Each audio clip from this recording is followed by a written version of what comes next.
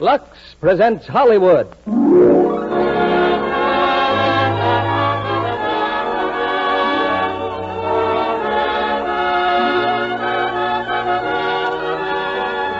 Lux Radio Theater brings you Ingrid Bergman and Joseph Cotton in Intermezzo. Ladies and gentlemen, your guest producer, Mr. Hal Wallace.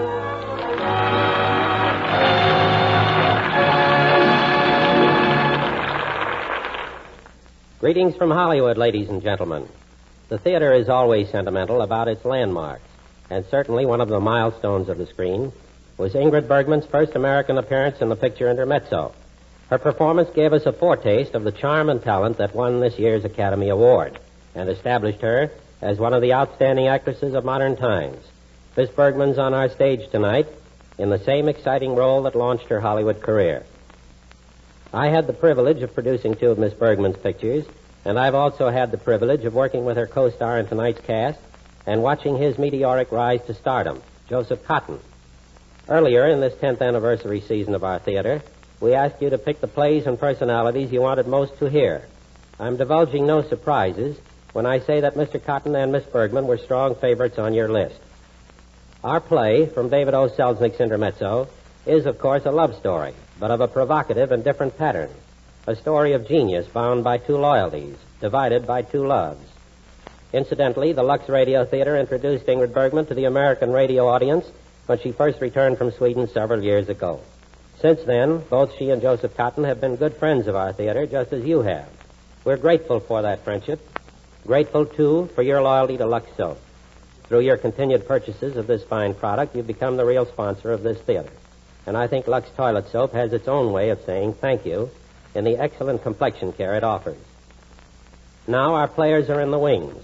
The curtain rises on Act One of Intermezzo, starring Joseph Cotton as Holger Brandt and Ingrid Bergman as Anita.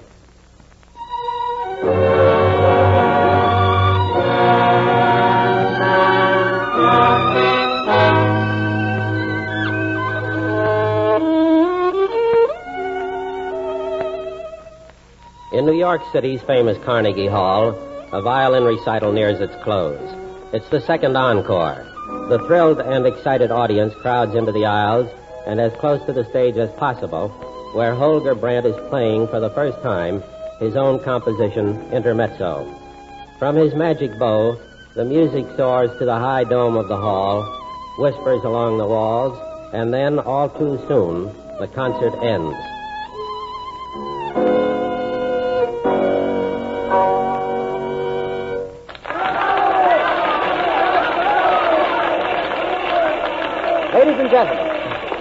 Ladies and gentlemen, first let me say how much I appreciate the reception you have given us here on our last concert in New York. My accompanist, Thomas Stenberg, and I leave America for our home in Sweden with the deepest gratitude for the warmth of your response to our performances. And now I should like to say a few words about something that, for me, saddens this happy evening, as I'm afraid it will you. Mr. Stenberg, will you come out here, please? Thomas, come out. Holger, what are you thinking? Now, don't be a fool. It's time you took some of the bows. Ladies and gentlemen, Mr. Stenberg is more than my accompanist. He is my old friend.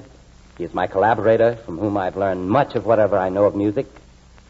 And it's with the deepest regret that I must announce that after many years of travel and adventure together, I must henceforth go my way alone. Mr. Stenberg is leaving me to settle down to a well-earned retirement. Will you join me in paying tribute to one of the finest musicians and, more important, one of the finest men it has ever been my privilege to know? Thank you. Holger, you shouldn't have done this. This is true, Thomas, every word. But thank you. I'll meet you in the wings. And now, if you'll permit us, we must run. You see, like so many of you, we are family men, and tonight a boat sails that will take us back to Stockholm. A boat that will take us home.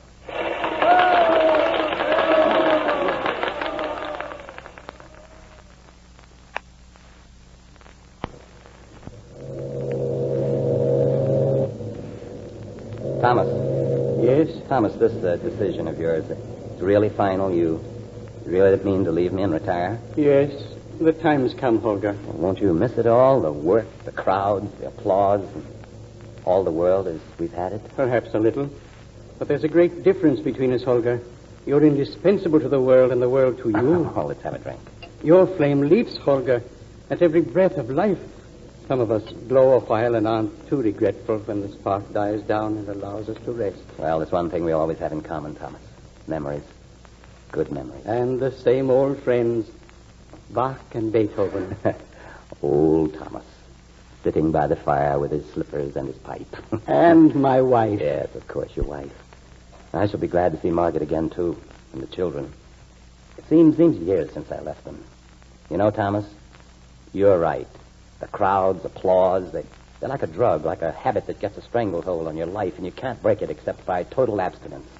Stay home, away from it all, and you'll find peace. I wish I could believe that with the same conviction I say it. Well, anyway, Thomas, for 20 years of comradeship in the art we both love, and for your flawless friendship, thank you. Thank you, Holger.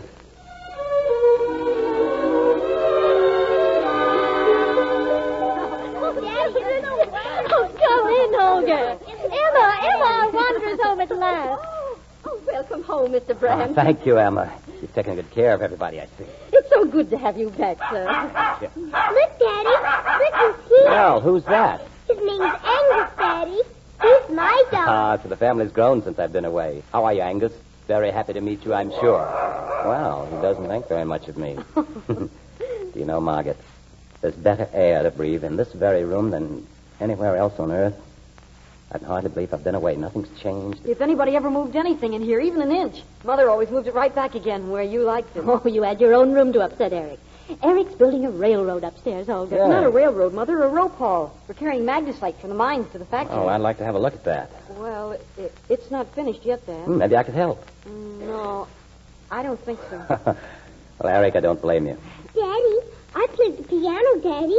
I took lessons. Do you? Do you want to hear me? Oh, a little later, darling. Daddy has so much to do. Will you play your violin with me, Daddy? I should say I will.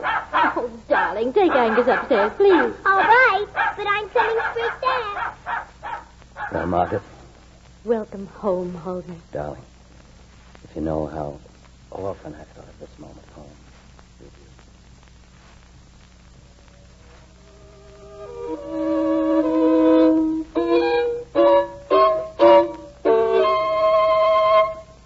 There you are, young lady. What do you think of that? You played some wrong notes. I did nothing of the kind. Oh, yes, you did. It made me dizzy. You mean this?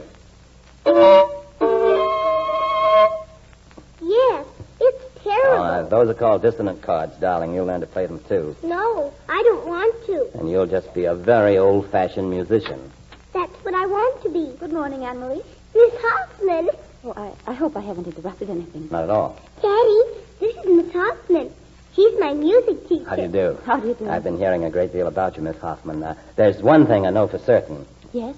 You've been teaching your pupil plenty of self-confidence. She's been correcting me. She says I play false. Oh, Anne-Marie. I wouldn't take that criticism too hard, Mr. Brand. Anne-Marie's very talented, but she may have been mistaken. Oh, let's hope so anyway. How long have you been teaching her? A little under a year. I hope it's been satisfactory. I'm hardly more than a pupil myself. Oh, with whom? Oh, with several teachers. But now that Mr. Stenbrook has returned, I'm hoping he'll take me. Stenbrook? Well, you couldn't find anyone better. I'll see that he does take you. You will? Oh, thank you, Mr. Not a Brand. bit. Now, run along, Anne-Marie. It must be time for your lesson. Yes, it is. Come, Anne-Marie. Bye, Daddy. Bye.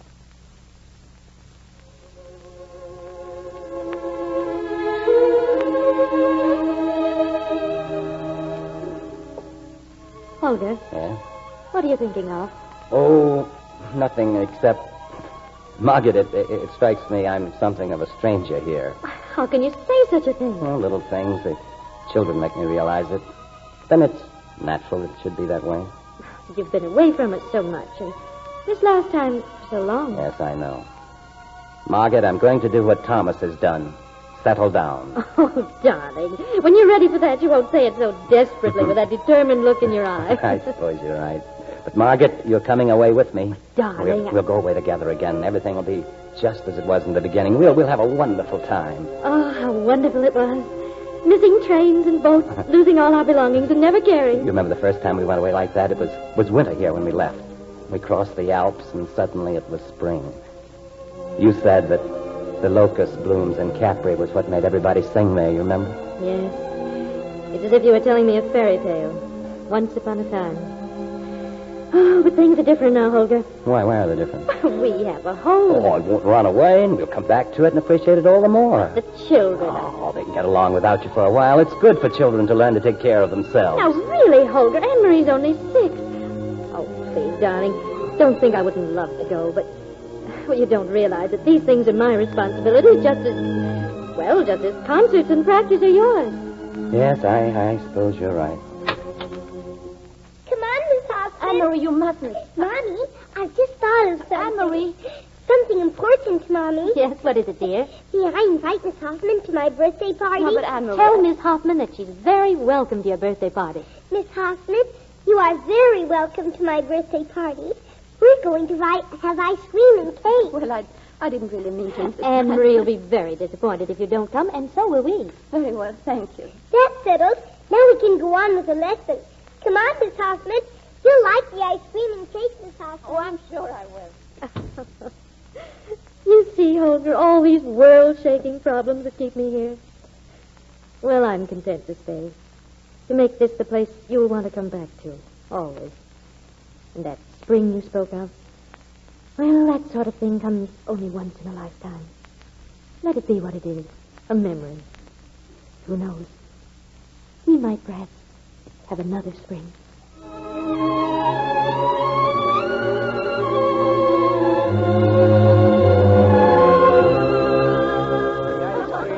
Oh, it's a lovely cake, isn't it? How many candles? 7. No, 8. One to grow on. Ladies and gentlemen, we are very privileged people. Our hostess was told that she could invite whom she liked for her birthday, and she asked for an entirely grown-up party. Her father and mother, whom I think she felt she couldn't very well leave out. Her brother, the rising young engineer. Her godfather, Uncle Thomas. Her other godfather, Uncle Charles Mueller, my worthy business manager. Thank you. And her new friend and teacher, Miss Anita Hoffman, whom we are happy to welcome in the family circle. Ladies and gentlemen, I give you the health of our hostess with 70 times 7, Miss Anne-Marie Brandt. Happy birthday, darling. Thank you.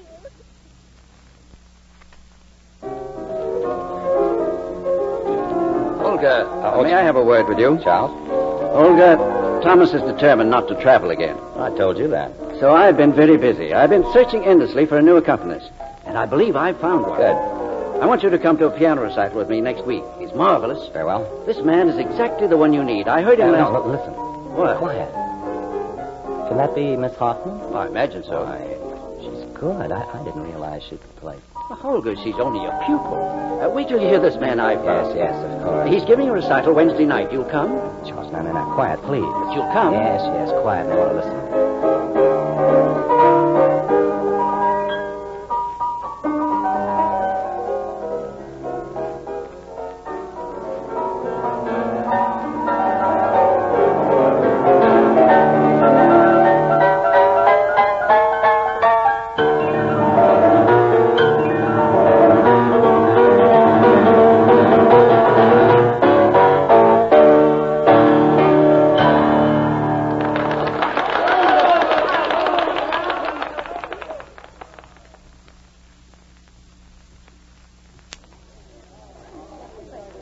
Well, Holger, what did you think of him? He would make a great accompanist. It won't do. Well, Holger. I tell you, it won't do. That's all there is to it. Oh, well, I'll keep looking. I'm sorry. Why, Miss Hoffman. Mr. Brandt, good evening. Mr. Miller? Oh, good evening. How are you this evening, Miss Hoffman? Very well, thank you. Isn't Mrs. Brandt with you? No, we had social obligations. I'm a fugitive from a dull dinner party. Well, what do we do now? What would you say to a glass of wine somewhere? Well, I was just going home. So was I. What about you, Charles? No, leave me out. I'm ready for bed after all that highbrow music. Good night. Good night, Miss Hoffman. Come on, let him go. Music wears him out. Must be a cafe nearby.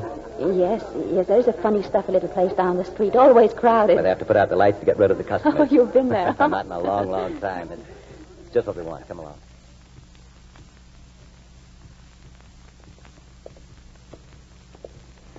I adored the recital. You did like it, didn't you? Yes. You have that look in your eye of someone who's made a feast of music. How I envy that pianist. You'd like to do that, wouldn't you? Be on the concert Oh, stage. yes. Tell you Yes. something. Tell you. I'd rather it had been you up there playing. Oh, you're not I serious. certainly Good heavens, I'm stupid. Why don't you accompany me? But accompany you? Yes, on tour. Take Thomas's place. No, you don't mean it. I do. Why didn't I think of it the moment I heard you play? What are you thinking? What do you say? No, I couldn't do it, even if you meant it. Why couldn't you? No, Mr. Stenberg would never forgive me if I gave up my studies. Thomas would approve completely. He knows how desperately I need an accompanist, and he'd be delighted that you're taking his place. No, but please try to understand. Don't you think it's best for me to stay and work as hard as I can for a scholarship? A scholarship? In the Royal Academy, there is a chance. Oh, I didn't know. Yes, of course, you should stay and continue your studies. Oh, that you would even consider me. Yes, you're profoundly honored and very grateful. Oh, I am, really. I understand. We'll say no more about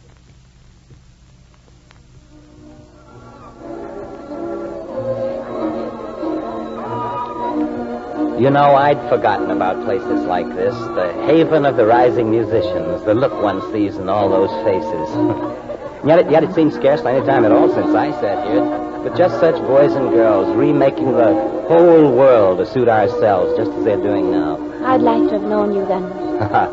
Probably wouldn't. I was poor and awkward, much too earnest and worked too hard. All in all, not a very fetching fellow. Oh, I don't believe it. Everyone here, each one of these boys and girls expects to set the world on fire. Perhaps one or two may do it. Perhaps it'll be you. Oh. Please don't laugh at what I'm going to say. Why should I? Oh, well, since I first began to care about music, it does seem so strange. Tell me what. I had only one idea.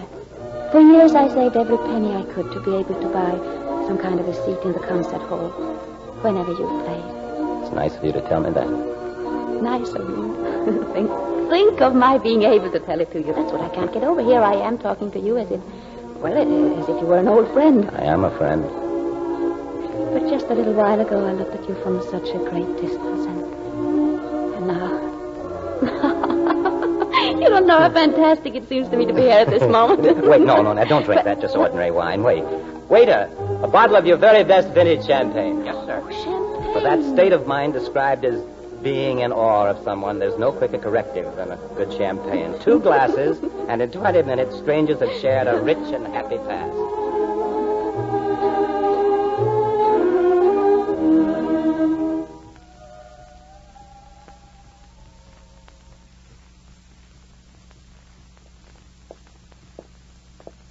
You know, Anita, there comes a night each year when one senses that winter is suddenly over. Yes, spring has come. How I look forward to it through the dreary months. Look down there at the river. The ice. There's the winter, all broken, rushing out to sea. A wonderful final journey. Spring comes and makes you a present of all the world. Tells you that there's nothing you couldn't do or be. Do you ever feel that way?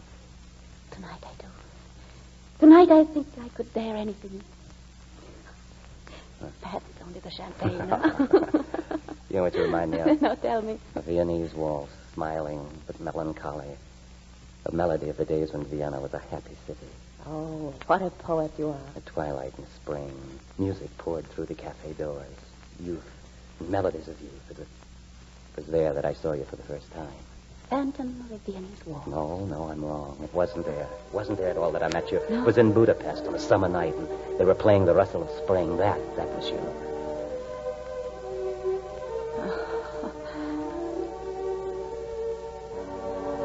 What are you thinking of? I'm listening. There's something coming. I don't know what. Spring, perhaps. Spring. Yes, perhaps.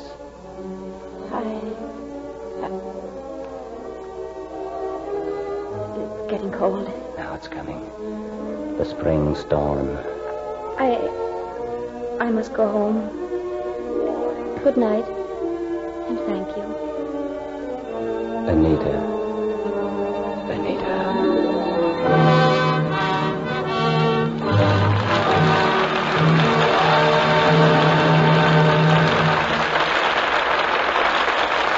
Our stars, Ingrid Bergman and Joseph Cotton, will be back in a moment with Act 2 of Intermezzo. Now, here's Mrs. White. Yoo-hoo! I've got a surprise, Anne. I've saved enough gas to drive us up to the hospital today. Oh, aren't you wonderful, saving us nurses' aides a little footwork. I'll take full advantage of the lift, Madge. Do you mind dropping me at the butcher's a minute? I want to take these 2 cans of fat in. Oh, are you still saving fat, even with the war in Europe over? Oh, Madge, dear, aren't you? With the war in the Pacific at its height? Why, is it really so necessary now? My dear, I heard a government speaker say the other day that our supply of fats and oils are at their lowest since 1940. Think of that. And then he told us military and government requirements are at their highest right now. But, Anne, you know how little fat we have left over these days with practically no meat. Madge, dear, you just have to save all the harder. They say the government depends on us housewives alone to turn in 100 million more pounds of used fats than in 1944. You know, the Pacific area used to be our chief source of fats and oils. Well, Anne, tell me where to get the fat, and I'll save all right. Madge, do you render every scrap of solid fat from what meat you do have?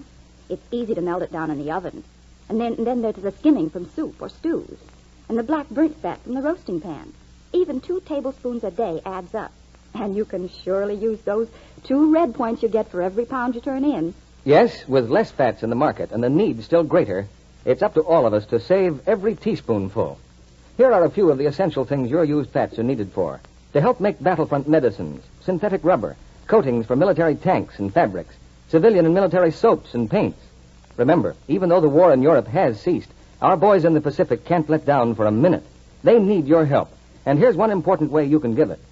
Keep a tin can on the back of the stove. Each day, save every drop of used fats from your kitchen. Rush the can to your butcher when it's full. He'll give you 2 red ration points and 4 cents for every pound you turn in. Your government tells you the need is still desperate. So won't you remember, your help is very necessary indeed. We now return you to Hal Wallace. Act 2 of Intermezzo, starring Ingrid Bergman as Anita and Joseph Cotton as Holger Brandt.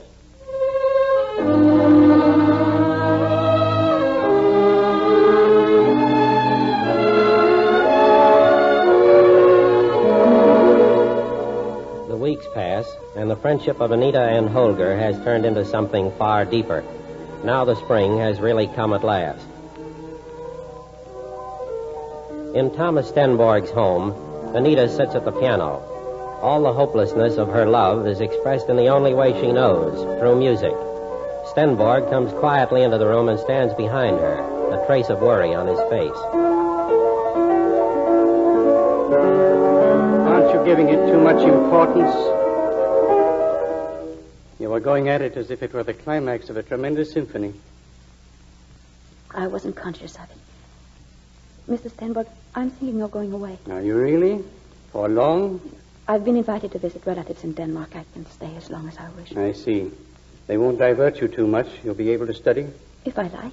Well, don't talk as if that weren't important. You've applied for that scholarship, you know. Yes, of course. I'll try to study by myself. Little Anne-Marie will have to find someone else to teach her. Yes. And so, you are running away from it all, from him. I thought you must have known. Yes. Well, perhaps it's best that way. Life sometimes moves in strange ways to give us experience, and often this experience is gained only through our greatest mistakes. I thought I was going straight to my goal, thinking of nothing but my work, and now... Oh, I can't explain it to you. Don't try. Nothing is altogether dependable. Not the weather, destiny, nor ourselves. Will this be our last lesson? Yes. If you'll excuse me, I think I ought to go and see Mrs. Brandt. Certainly. Do that. Anita, you're waiting for me to say something very wise and helpful, but I'll say to you only what I say to myself when things seem too difficult. Courage, my friend. Courage.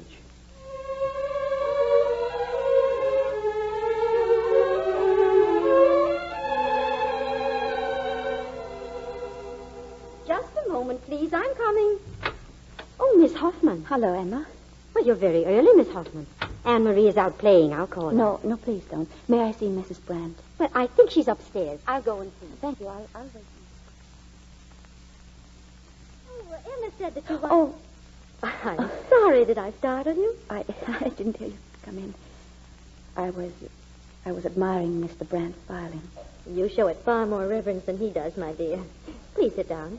Thank you. Emma said you wanted to see me. I wanted to tell you that I can't go on giving lessons to Anne-Marie. Oh, why not? I have been called to Denmark. I have relatives there, and they've asked me... But your studies, Miss Hoffman. You work with Mr. Stenborg. It seems such a shame not to be able to continue. Yes, I know. I'm not happy about it, but... We were all very impressed the night you played for us here with my husband. I'm afraid I have no choice, Mrs. Brandt. I'm sorry. Little Anne-Marie has come to mean very much to me. And you to her. I'm afraid she'll be very upset. Will you tell her for me, please? Of course, I'll explain. But goodbye, Mrs. Brandt. Goodbye, Miss Hoffman. I'm sure you're doing what's right. And I hope that all goes well with you. You've been very kind.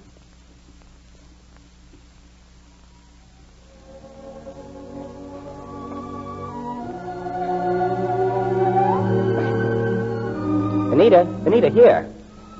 I thought you were never coming. You see, you've spoiled me by always being on time. That was someone I had to see, Holger. Well, that sounds very serious. Someone I had to see. Is there anything wrong, Anita? Nothing. May I have a glass of wine? Something has gone wrong. Tell me. Please. No, you're frightening me. But I am frightened. You must realize how I feel. It can't go on like this. It simply can't go on. Don't you see that? Now, why have you upset yourself now? Oh, all along I've been miserable, hating this kind of thing. Always meeting you like this in out-of-the-way places, little dark corners, sneaking about in fear of being seen. Well, it's not the way I'd like it to be. How else could we go on seeing each other? I'm ashamed, and I hate being ashamed. We've had a few hours of happiness, of friendship. They've been beautiful. Nothing to be ashamed of. Holger, look in the mirror there on the wall. How do we look to you? Don't be so dramatic. Well, you don't like it any more than I do. We look what we feel, two guilty people. Is it a crime for me to love you, Anita? Why did it have to be the way it is? If only we hadn't met. Do you really wish we hadn't? Yes, now I do. I haven't any right to be happy. The way I am happy when I'm with you. Oh, Anita. No, I can't listen. You'll go on justifying me. I know. I am fighting to be sensible. Sensible is a word seldom used in love. Love isn't sensible. Holger, there are some things I can't bring myself to say. I know. I have a home. I have children. I'm a respected, responsible man. But as I sit here looking at you, I know only one thing. I do, too. We must end it. We've got to stop seeing each other. Can we? We must. We can't go on lying to ourselves and to people who trust us. It's impossible, unbearable. We just say goodbye and stop seeing each other. That's very simple, isn't it? We've got to find the strength for it. You're right. Goodbye, Anita. Oh, no. No, not here. Not sitting like this. No. Let's get out. Let's walk.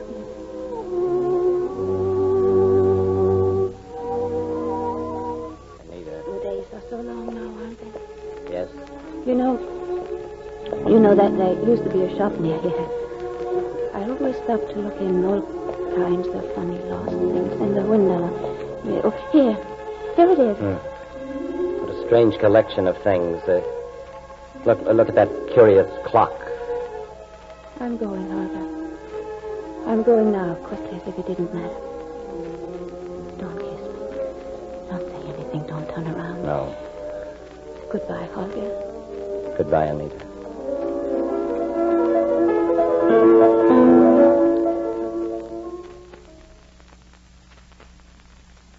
Like something, Holger? Brandy or coffee? No, thank you. Is everything all right? Yes, of course. I had a rather difficult time with Anne-Marie today. She's very upset about Miss Hoffman leaving. Leaving? Didn't you know she was here today to tell us? She's going to Denmark. She won't be back for a long time. I see. Have you found an accompanist yet? No, it's all not definite yet. But you're leaving on another tour soon. Yes, I'll be leaving soon. Will you be away long? I don't know. I can't say. Holger, I want to go along this time.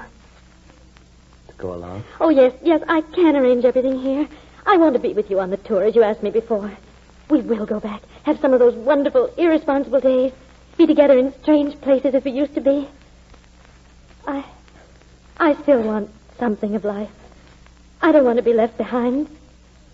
Does that sound vain and frivolous coming from me? Oh, Holger, can't we do it? Wouldn't you like it? I see. You're answering me.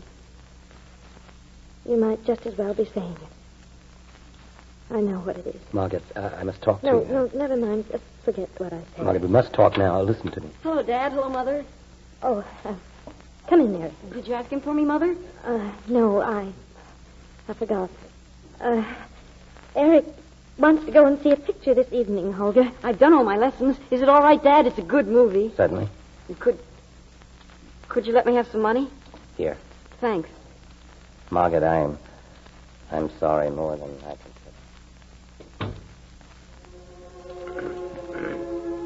Mother, something's wrong with Dad.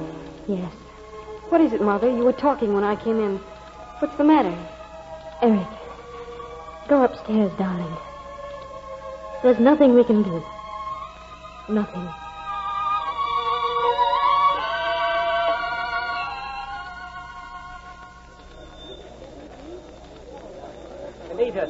Anita, wait. But You can't. You mustn't How could you do this? I can't face it. I can't face being But without we you. promised each other. Is it so easy as that? Can you just get on a train and ride away from me? please, not What you please. leave would haunt both of us the rest of our You're lives. not being fair. It's no easier for me. This very moment it's being decided, Anita. A life with you or a life alone. You are not alone, Holger. It's I who am alone. We're both alone. I've broken with my past, with everything. I have no home any longer. You couldn't have... What did you say to her, to your wife? She couldn't have borne the lies any more than I could. I know her. And anyway, she already knew the truth. She told me first, really. How could you hurt her like that? What will happen now?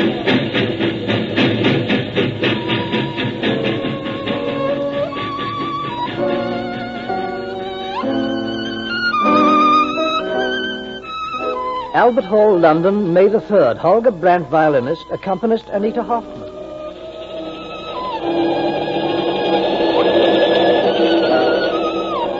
Concert Hall in Vienna. Holger Brandt, accompanist Fräulein Anita Hoffman.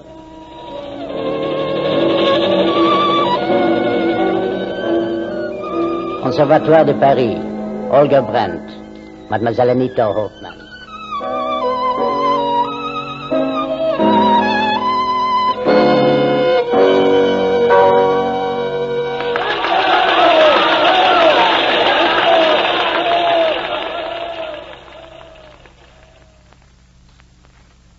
Well, now what do you think? 4 encores.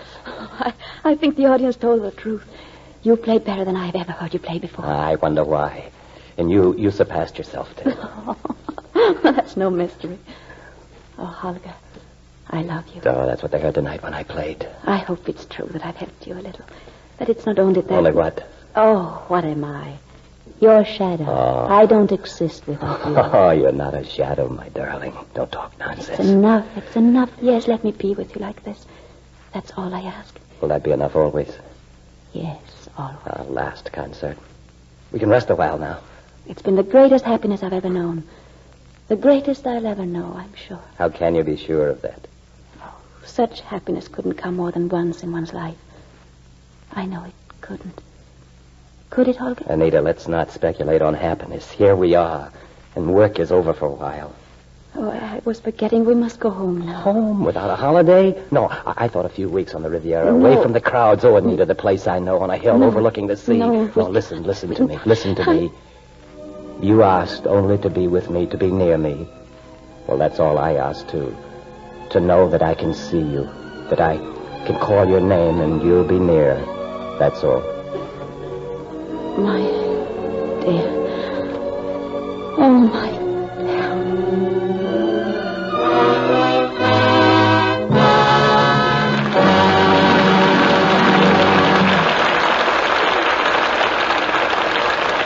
We pause now for station identification. This is CBS, the Columbia Broadcasting System.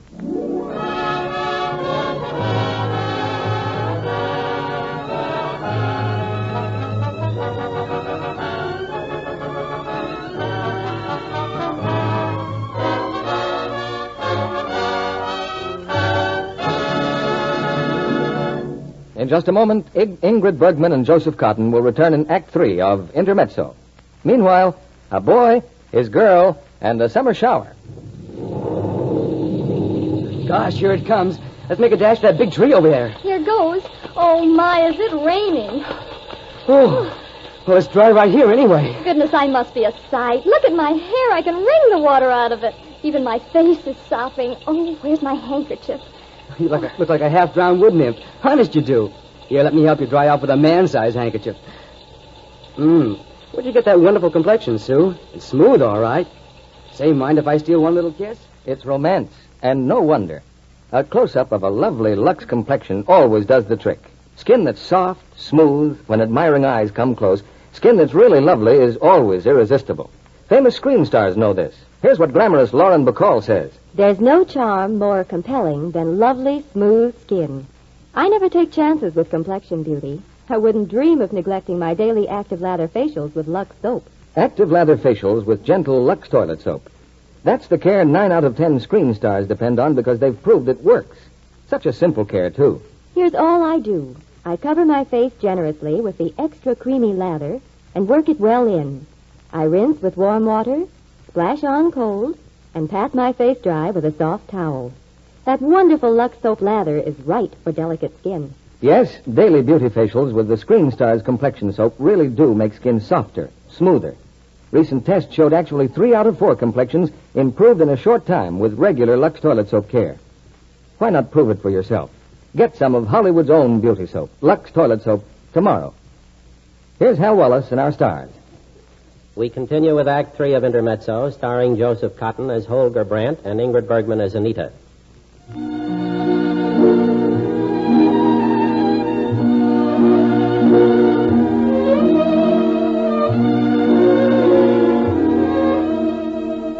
In a tiny town on the shore of the Mediterranean, a rustic inn overlooks the sea. In this place of enchantment, Holger and Anita are happier than they've ever been in all their lives. As they walk now, they pause at the ruins of an old chateau and the tumbled wall that once stood around it.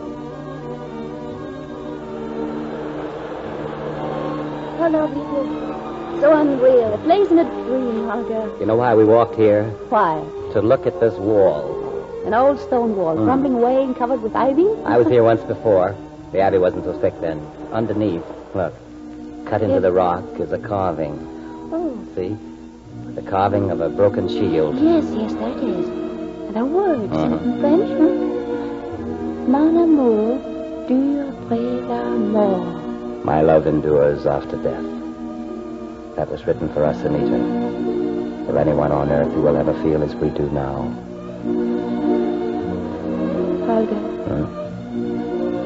let's go back to the inn.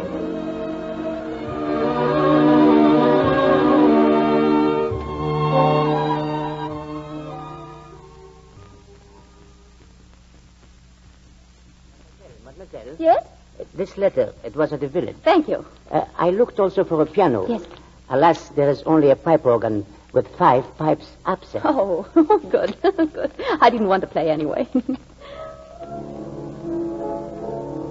My dear Anita, the Royal Academy of Music has awarded you the Jenny Lind Scholarship for 1939. This is a great achievement. I hope you will not let anything interfere with the fulfillment of the bright future now within your reach.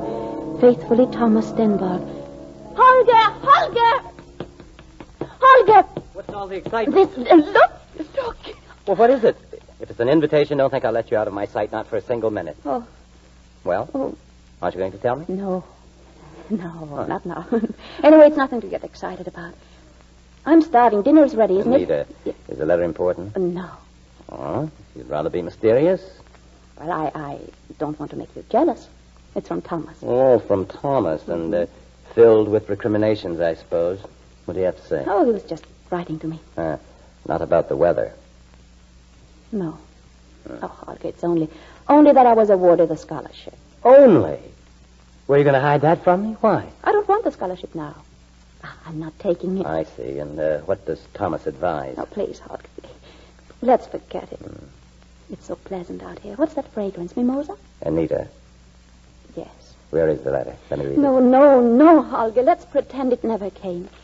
Look, Now, Anita, don't. There, it's all gone.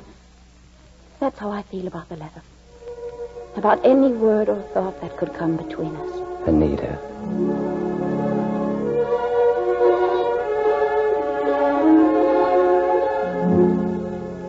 Monsieur Brandt. Yes? There's a gentleman here to see you. Where? Who is it? It is I, Holger. Thomas, where did you come from? I took the chance of Oh, finding. it's good to see you, Thomas. I thought of writing, and I decided I'd better come. Is something wrong? Wrong? Holger, I'll be here only for a little while. Overnight. Overnight? I have to go back, really. Oh, don't be ridiculous. We can talk about it tomorrow. We've planned some mountain climbing, a picnic. You must join us, Thomas. Holger, you're enjoying it here? Oh, yes, it's perfect. Cut off from the world. A kind of life I never thought I'd have. What news of my family, Thomas? That's what I've come about. Is it all well? Quite well. I have a message for you from Anne-Marie. Oh. She'd like you to bring her a camera when you come home. Yes, I will. Holger, I have some papers with me. Papers? Divorce papers. Oh, yeah. Yes, of course. I asked Margaret to let me bring them. I thought I might prevail on you to sign them. Certainly, I'll sign them later. Why not do it now, Holger, and get it over with? Thomas, you're my best friend. You don't have to use velvet gloves with me. Speak your mind. You think I've acted pretty badly, don't you? It's easy to criticize. I don't pretend I can account for someone else's feelings. Won't you sign these now? Do you think it's as easy as all that, Thomas, to cut off the best part of your life, tear out the last roots? I thought you had done that long ago. Yes, perhaps I did.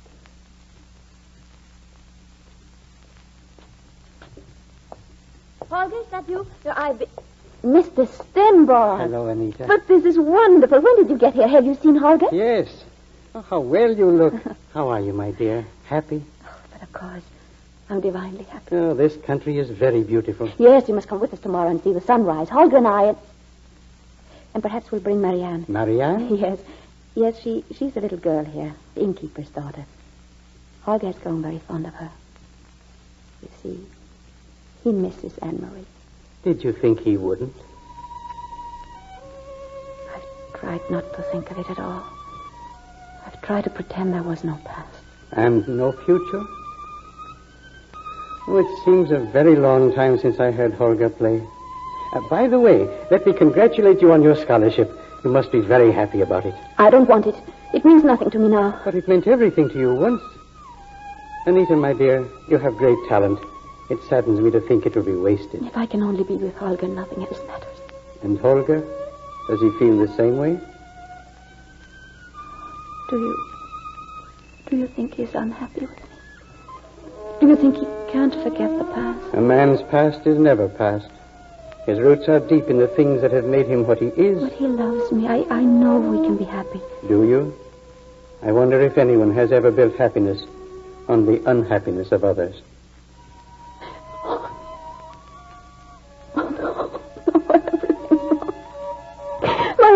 Everything. What shall I do? What shall I? That's not for me to say. You must make your own decision. Whatever it may be, I know it will be the right decision.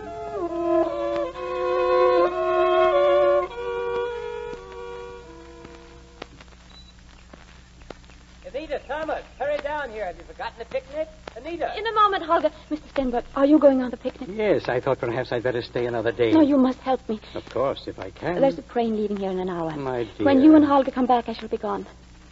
You're sure it's best that way? You're not doing it only because of what I said. We both know where Holger belongs. I am... Well, say I've been an intermezzo in his life. Anita. You gave me a good word once. Courage. I'm trying to remember it. Anita, come along. Well, aren't you ready yet? Holger, I'm not coming. Not coming? Why not? No, I didn't sleep. I think I have a cold coming. I'll wait for you outside, Holger. Well, Anita, shall we postpone No, don't do that. You go without me, please. You're sure you're all right? Oh, quite sure. Really, go along. Well, I'll miss you, Anita. Au revoir, dear. Goodbye, Holger. You don't like my French? Holger, wait. What is it, darling? Oh, your hat. You know, you never wear that one properly. You fix it. Oh, yes. Now, Yes. am I perfect? Mm-hmm. Yes. Goodbye, Holger. Goodbye, darling.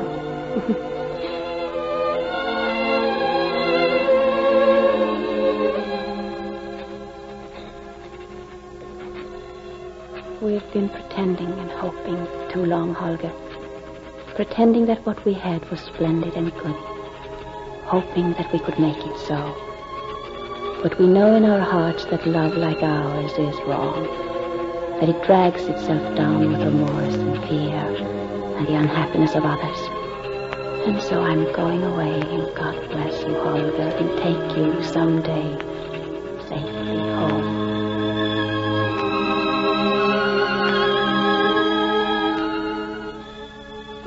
So I'm going away.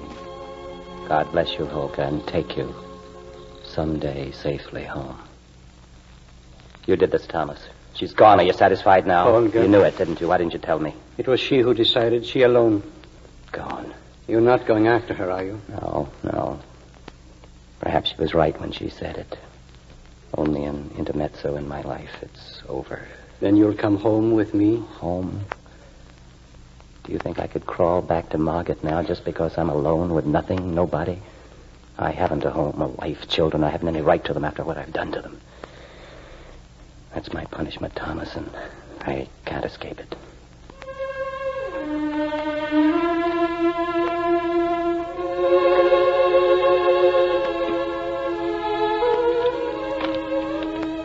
You have been away so long, my friend. Anne-Marie keeps asking for you. I have said to her, when spring comes, he will surely return. Holger, come home. Your friend, Thomas.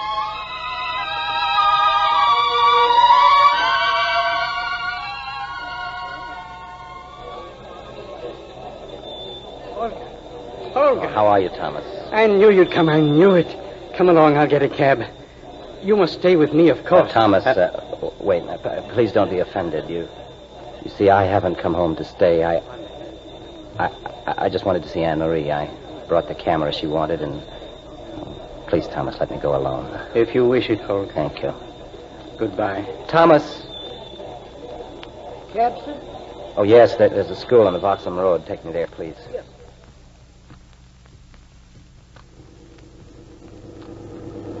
Right over there, driver. Just wait here for me, please. Yes, sir. Anne-Marie! Anne-Marie! Oh, Anne-Marie! Daddy! Wait there, darling. I'll be right over. Daddy! Don't cross the street, dear. Daddy! Anne-Marie, be careful. Look out for the car. Look out, Anne-Marie!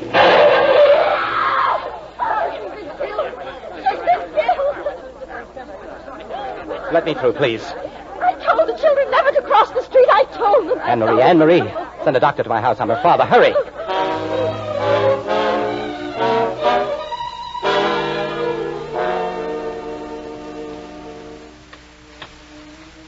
Margaret, tell me, how is she? What does the doctor say?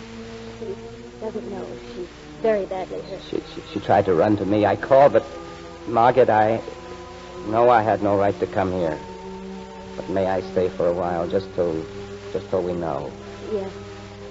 Well, there are so many things I must do. Oh, Anne-Marie, oh, God, please.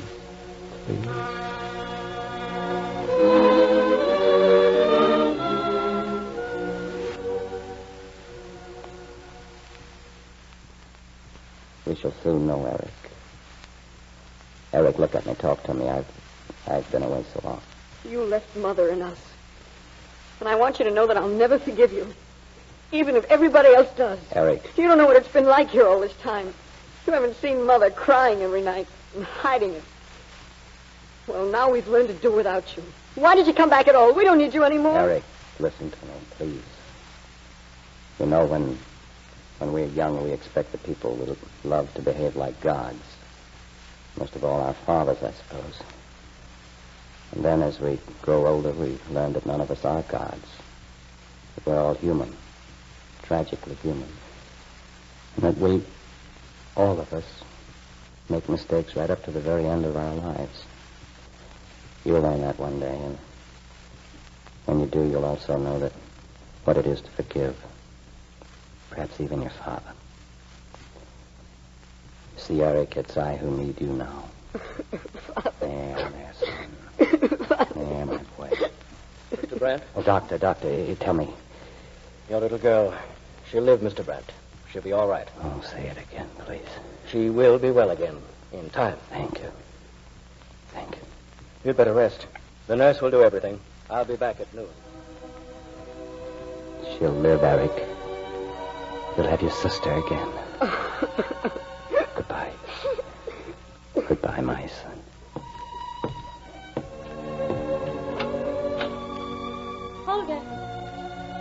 Holger, wait. Yes, Don't go. Please. Margaret. Anne Marie is asking for you. She wants you to stay. And so do I. You want me to stay? Life renews itself, Holger. Things die and are born again in the spring. Our love can live again if we wanted to. Will you let me try? Will you let me try? Welcome home, Holger. Oh, welcome home, my darling. Margaret, home. Home.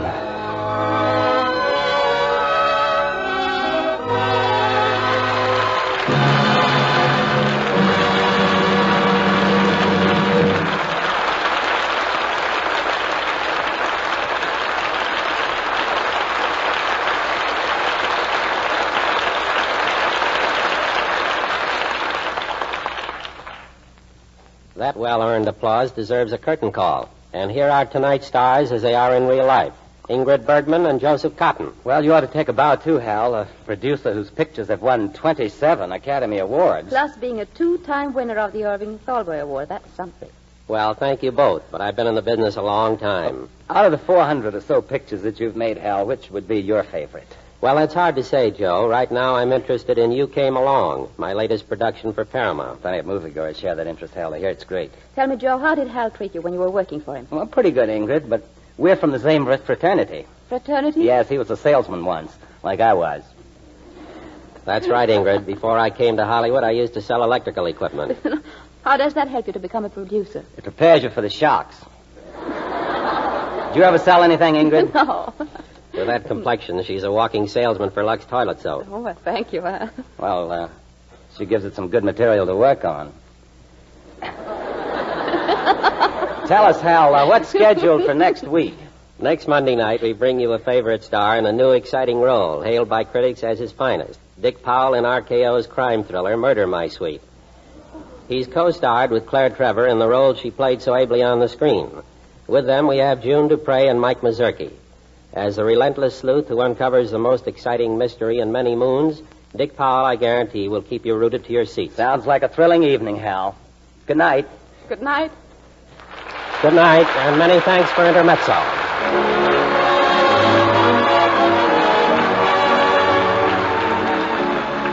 Our sponsors, the makers of Lux Toilet Soap, join me in inviting you to be with us again next Monday night when the Lux Radio Theater presents Dick Powell, Claire Trevor, June Dupre, and Mike Mazurki in Murder, My Sweet.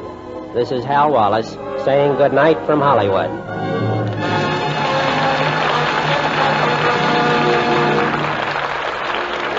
Intermezzo was presented through the courtesy of David O. Selznick, producers of the Technicolor Western Duel in the Sun. Ingrid Bergman can soon be seen in the Selznick picture Spellbound. Joseph Cotton is currently appearing in David O. Selznick's I'll Be Seeing You.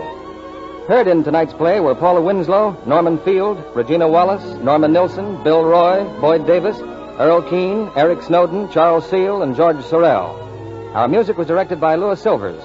This program is broadcast to our fighting forces overseas through cooperation with the Armed Forces Radio Service. And this is your announcer, John M. Kennedy, reminding you to tune in again next Monday night to hear Murder, My Sweet with Dick Powell, Claire Trevor, June Dupre, and Mike Mazurki. With sugar short and prices high, don't guess about results. Try Spry. Yes, the Spry way is the sure way to success in baking, frying, in all your cooking. For light, rich flavored cakes, tender, flaky pastry, golden, digestible fried foods, you need pure, all-vegetable shortening at its creamy best. That's Spry. S-P-R-Y. Be sure to listen in next Monday night to the Lux Radio Theater presentation of Murder, My Sweet with Dick Powell, Claire Trevor, June Dupre, and Mike Mazurki. This is CBS, the Columbia Broadcasting System.